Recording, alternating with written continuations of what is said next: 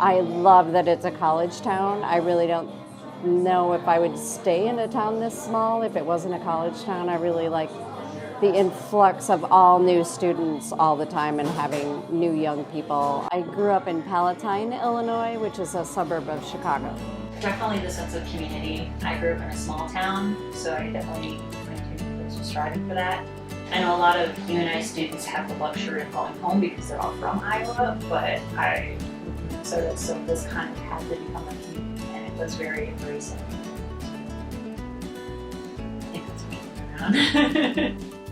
I think what works so well for me is it's close to all my family and friends.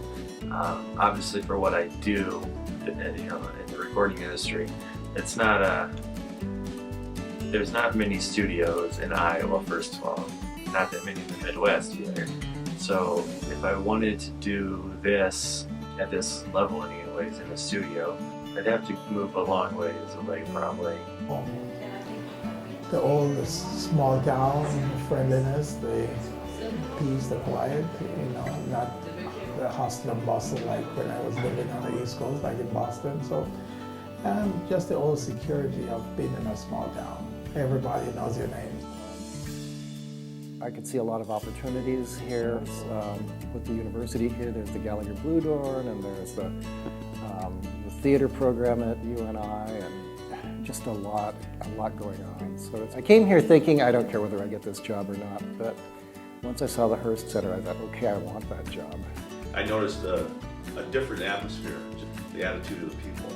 They have a lot of recreational things too that a lot of places don't have. The bike trails, golf courses, just a lot of things that I enjoy. I've enjoyed it ever since I was, when we first moved here 30 years ago.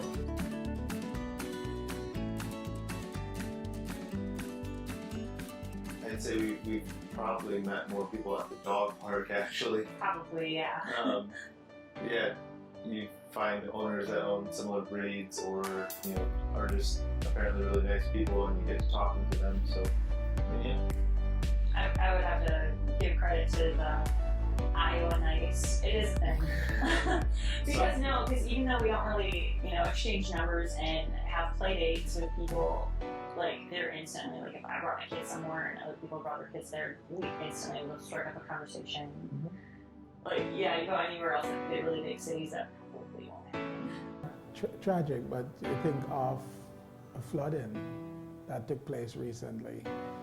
Kids, elderly, young, they were all out. I was out until 2 o'clock in the morning sandbagging. You're not even sure what your neighbor's name is, but you're out there. That's a sense of community. I'd heard that Hugh Pedersen had started it, and within a few days of starting here, he called me up and said he wanted to welcome me to Cedar Falls. He lived across the street. He came over, welcomed me.